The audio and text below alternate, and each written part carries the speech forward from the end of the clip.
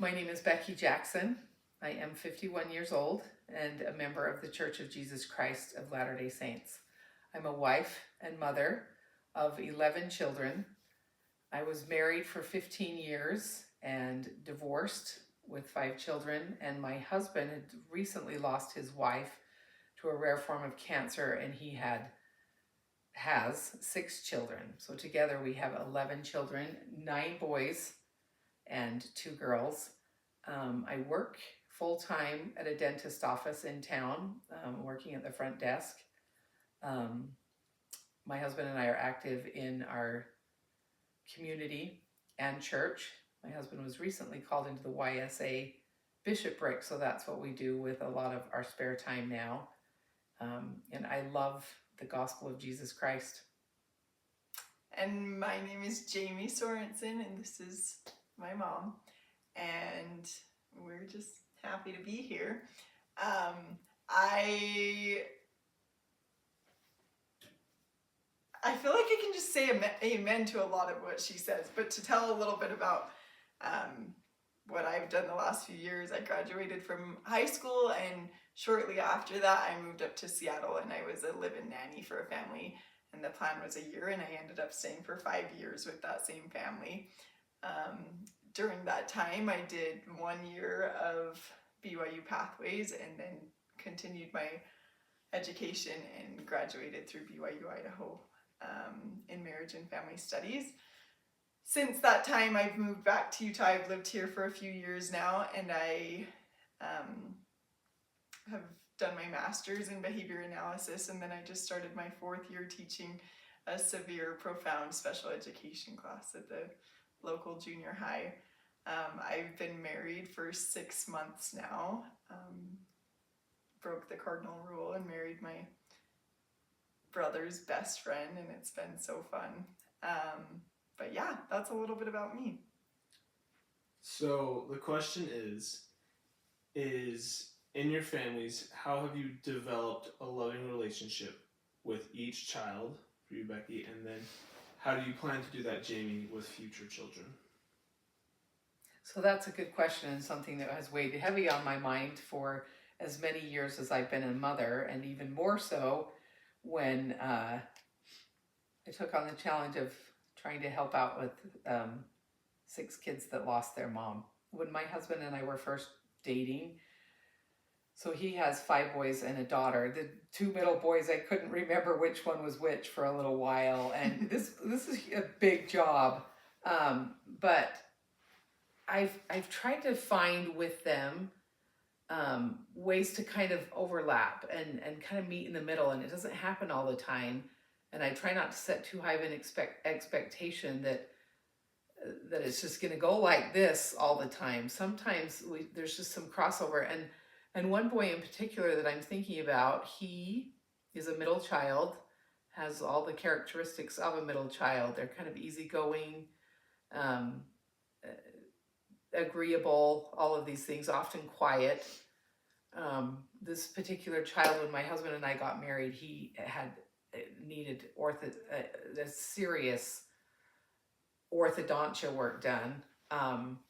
We didn't have the money to do that. Long story short, we ended up, this is the craziest story, but we were able to find this affordable orthodontia program.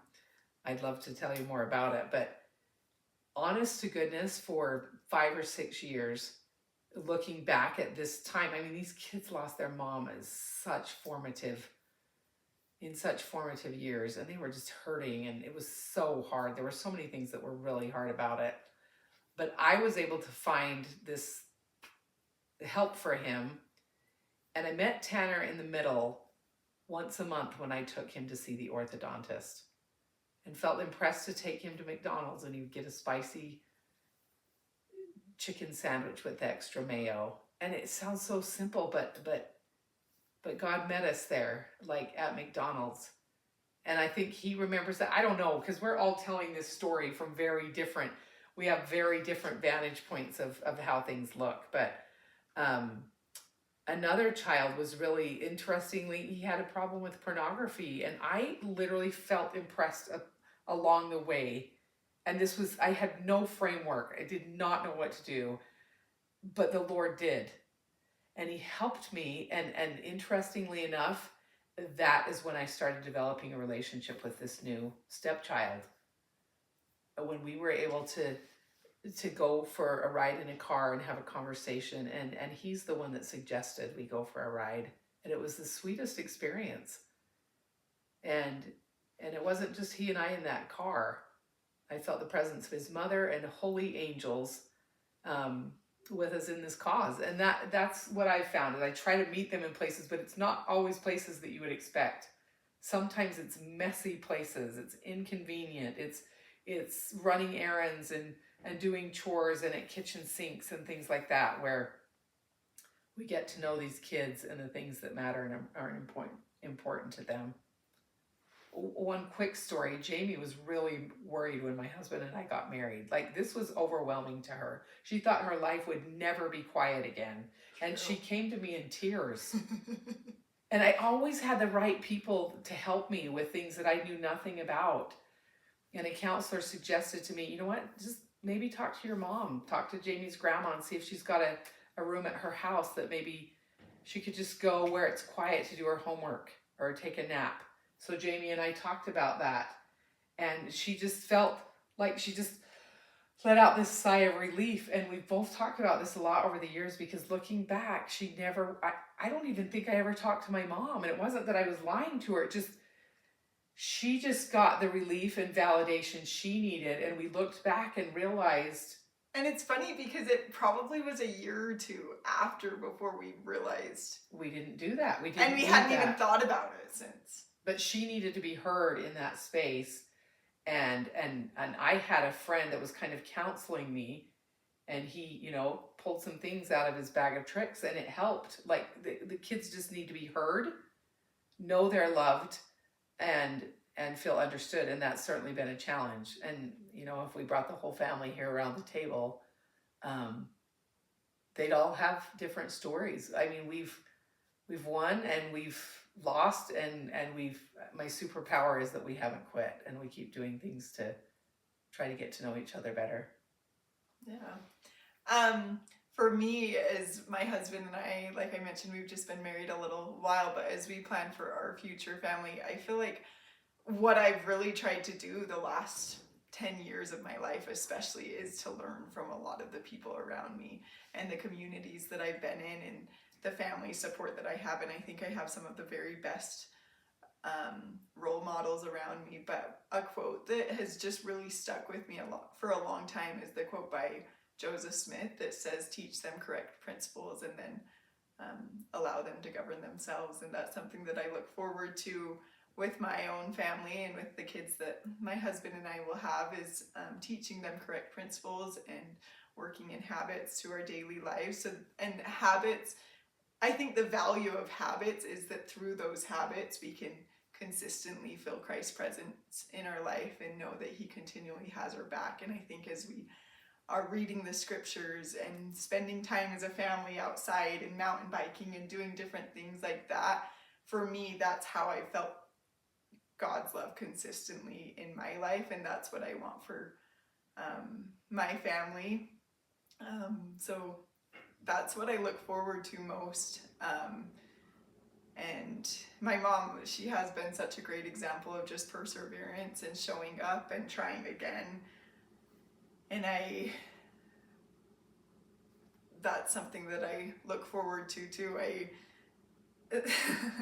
It's daunting thinking about just like everything that's going on and different challenges in our lives and what will my children face and things. But I know from my own experience and from like a sustained, that's over time, it's been brought to my attention over and over again that it doesn't really matter what happens. It doesn't really matter what challenges happen. And in our family, we've seen a lot of different challenges and continue to have to figure out the pieces that go together. But I know that as long as we keep him on our side, it works out and the future is really bright. I'd like to point out here that pretty early on, my husband and I adopted this idea of not calling things blended family problems, because when you come together, my husband's got these grieving children and my kids are hurting from a divorce, and there's a lot going on here, and big feelings. And I realized one day, we realized together, my husband and I, that if I were still married to my kid's dad, and my husband, say his wife were still alive, we would still be putting out fires. And when we realized that we had just come together and we're dealing with life problems here. I mean, mortality is messy. And when we get less hung up on the blended part and more hung up on whose work we're about, we found a lot more success in that kind of an approach. And you know what? We make a heck of a team. When we got married, there were 11 kids and 2 parents. That's 13 people. And if you can figure out how to work together, you can get a lot done. And we've had some really cool experiences together as a family. Well, and I would say that wasn't just 13 people in an average house. That was quite a cozy little farmhouse you guys had. There wasn't much room.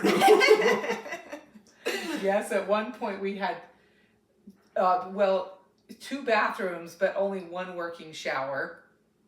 Our dishwasher went out. We chose to not replace it because we figured we already had 11 dishwashers. Things like that taught our kids about compromise, scheduling. Our kids, they could get a lot done because they learned how to work together as a team. So, we can have hard challenges in this life, but I don't want it to sound cliche, but it really is a matter of perspective, attitude, and how you just decide to face things head on. Because, there's only 24 hours in a day. You can get through 24 hours and then 24 more. And over life, you find out you've created these core memories that have made up this incredible life. We have an incredible story. Yeah. I feel like another thing that just keeps coming to mind, my mom, I remember sitting in our family room as a teenager, and I would sit in one place and see how many quotes and pictures of Christ I could count in the family room.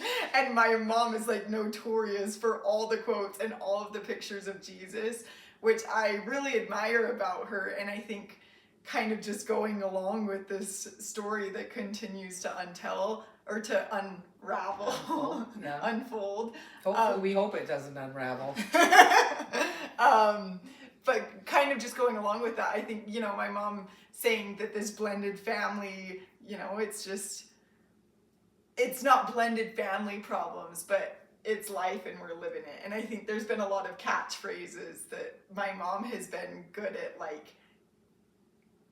unintentionally teaching to us as kids that have helped us through things too. Even in teaching all the time, I catch myself saying different things to my students. Just last week I said, it's okay to be sad, but let's not set up camp there. and it, so much of what I say is just attributed to my mom and her perseverance in the situation that's been our life. So yeah, I would say our superpower as a blended family is that we just haven't quit. It's a lot of work, but the bottom line for me is I've never had a friend like Jesus. And if I can teach my kids one thing, it's to develop a relationship with him, because he has seen us through all things. And we have certainly been blessed in just trying hard and doing our best to love what the Lord loves. Yeah. So I have one more question, and we have less than a minute. But if there was a mother who was struggling to develop a relationship with one of her children, what is just one 30 seconds piece of advice you would give that mother? 30 seconds total. Pray for them. Now. Pray for that child. And look for anything you can to praise them with. Let them say yes. Try to be a yes mom the best you can, because kids are smart. And if they feel trusted, they're going to make good decisions, generally speaking. Yeah. Just keep trying and keep loving them. And yeah, my mom's trust for me has gone a long ways. So thanks for watching.